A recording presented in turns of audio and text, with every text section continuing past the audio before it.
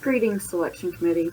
I'm Dana Ford, the Mathematics Co-Requisite Program Coordinator and Developmental Faculty Member at Grayson College. Growing up in the rural school district of Gunter, I received an education from teachers and administrators that cared for students in more ways than just their grades.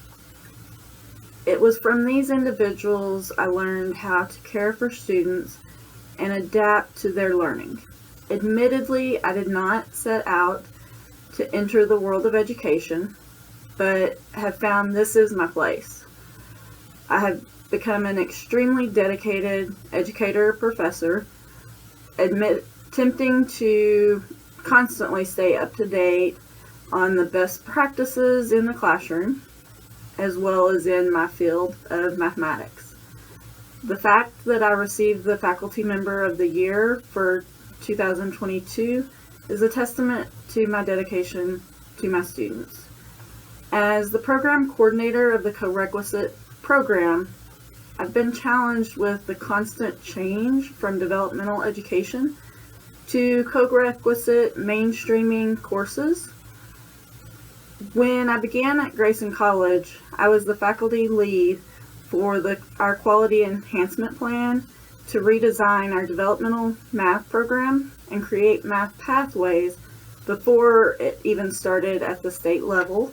Since then, I have been part of the spearhead team on every change and adaptation to the math program in which Grayson College is one of the leaders in the state. It has definitely had its ups and downs, just like any other career.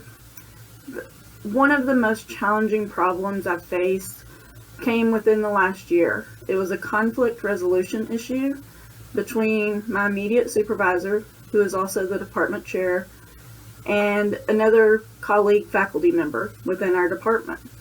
The two were team teaching a co-requisite course. One taught the developmental lab, and the other taught the credit-bearing lecture course.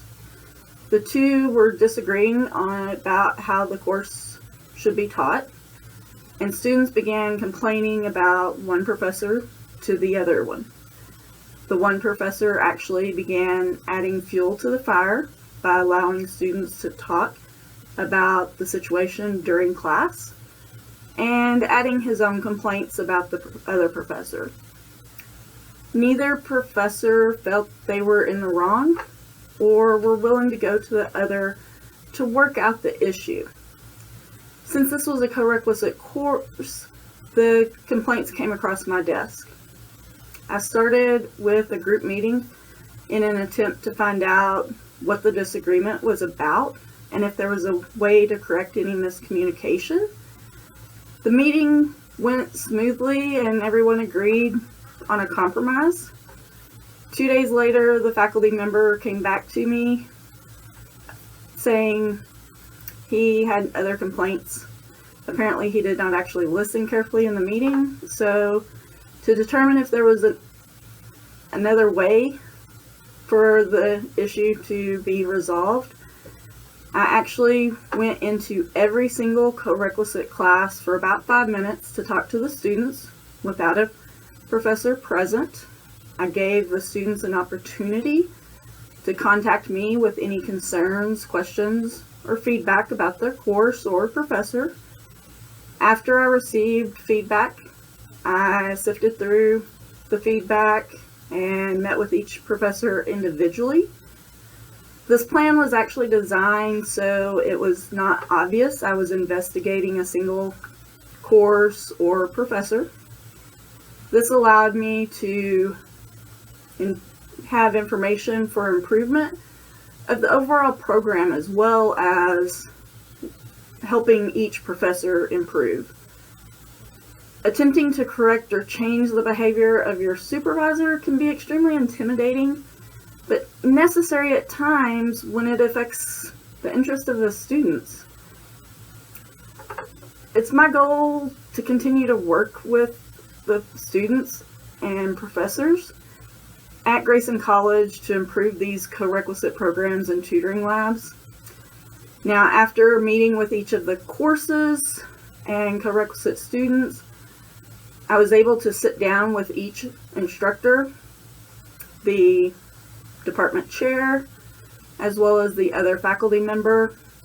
We sat down and talked about changes to be made in the classroom. I met with them individually and told them of specific changes I wanted each of them to make. And I reevaluated their course after about 2 to 3 weeks of this meeting. And the rest of the course seemed to go very smoothly. Students contacted me, letting me know how the course was running after that. So the conflict resolution in that term worked for the better. But again, this was probably the most challenging part of my career because of having to actually go in and change the behavior of my supervisor in the class. But when I'm looking at the co-requisite classes, I don't want to look at just exam scores or anything of that nature to increase. I want to find ways to make the program and degrees more accessible to students and the community. I want to find ways to be flexible and remove some of the barriers we have put in front of the students. It could just be a barrier of a single exam, the cost of resources. Maybe it's just getting to classes. With this doctoral program and degree, I'd like to be able to study and grow in the leadership for rural community colleges, the inner workings of them, and the leadership that I could possibly be at this community college. It will also allow me to possibly advance outside of being just a faculty member and be able to expand into an official leadership role at the college. I have also challenged myself to be a constant learner and never settle for where I am, just like I constantly challenge my students to never settle for where they are. Privately, I have a desire to have reached a higher degree, higher level, but have always feared failure. Now I want to take that advice that I give my students. It's not failure unless you fail to try. So I want to continue to strive and work hard to reach my goals professionally and personally. I truly believe that your program is a perfect fit for the goals that I've set for myself, as well as where my college is headed. So I want to thank you for your time and consideration into your program, and I look forward to hearing from you and hopefully being able to study with you over the next couple of years. Thank you very much.